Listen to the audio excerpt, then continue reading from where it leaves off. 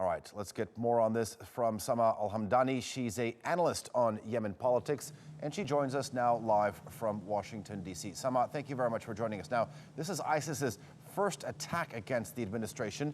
Does this change the dynamics of the conflict in Yemen? Actually, this is the first strike against the government. However, it's not the first time that ISIS had struck in Yemen. The government had been residing in Riyadh for the last 6 months. This is the first month that they have presence on the ground in the city of Aden.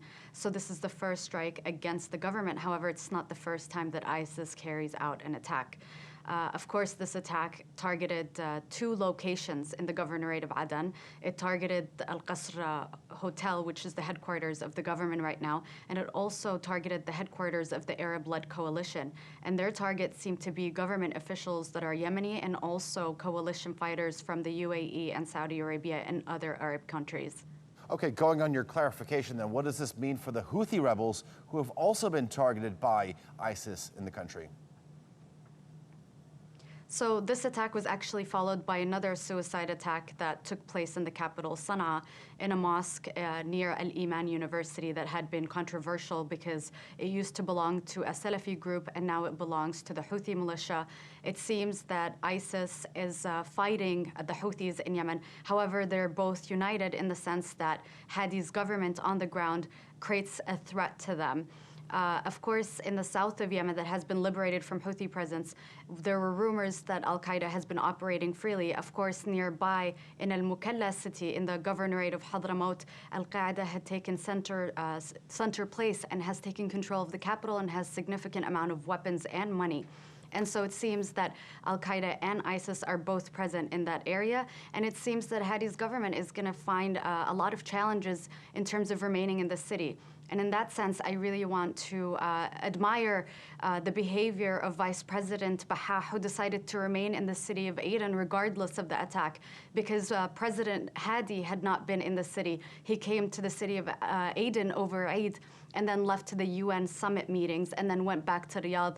The only person who was brave enough to go back to Yemen was the Vice President, and he brought back the cabinet with him, and he decided that he will stay in the country. However, he's going to relocate. Obviously, there are a lot of challenges facing their security and a lot of challenges facing the government in terms of restoring security and regaining control of territories that have been facing war for the last 7 months in the form of battles on the ground and airstrikes coming in. Okay, at least 4 UAE soldiers were killed in the attack. Let's try to read into this. Is ISIS trying to send a message to the Gulf coalition in Yemen? Absolutely. ISIS was trying to send a message to the Gulf coalition in the Gulf. If we recall, just a few months ago, there were several attacks in Saudi Arabia that targeted Shia mosques.